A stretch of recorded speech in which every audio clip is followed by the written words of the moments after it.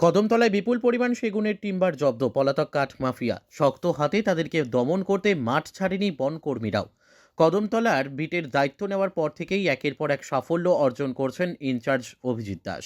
জানা গেছে, ইনচার্জের নিকট গোপন খবর আসে রবিবার ভোরে বেশ কিছু সেগুনের টিম্বার পাচার হবে কদমতলার 40 দ্রুন এলাকায়।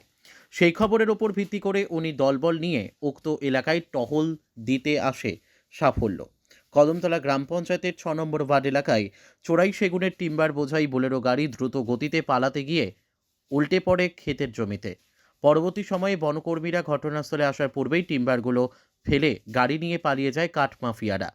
খবর দেওয়া হয় ধর্মনগর মহকুমার রেঞ্জ কর্তা সুপ্রিয় দেবনাথকে। উনি ঘটনাস্থলে উপস্থিত হয় সেগুনের টিম্বারগুলো গাড়িতে বোঝাই করে নিয়ে যান ধর্মনগর মহকুমা অফিসে।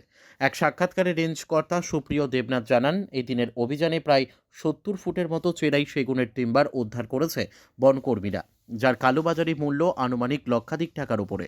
পাশাপাশি বনদস্যুদের বাগে আনতে এই ধরনের অভিযান অব্যাহত থাকবে বনকর্মীদের।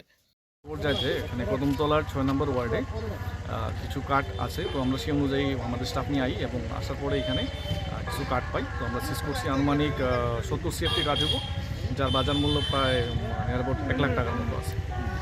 না, কাউকে আমরা এখানে স্পটে পাইনি, তো কাউকে আটক করতে পারি। আমাদের যে এফপিও আছে এবং আমাদের ধর্মনগর রেঞ্জের যারা স্টাফ আছে তারা আমরা 24/7 অ্যালার্ট থাকি এবং রেগুলার পেট্রোলিং আছে।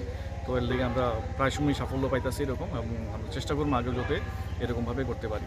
আর যারা আপনাদের মাধ্যমে মিডিয়ার মাধ্যমে নিউজটা দেখবেন, তাদের কাছে আমরা একটা আপিল থাকবো যে কোনো জায়গাতে যদি এরকম অবৈধ কার্ড থাকে বা অবৈধ কার্ড নেওয়া যাইতেছে এরকম নিউজ থাকে, আমরা অতি সত্বর ওই ইনফরমেশনটা দিবেন, যাতে করে আমরা পরিবেশের ভারসাম্য রক্ষা করতে সবাই একসাথে মিলে কাজ করতে পারি।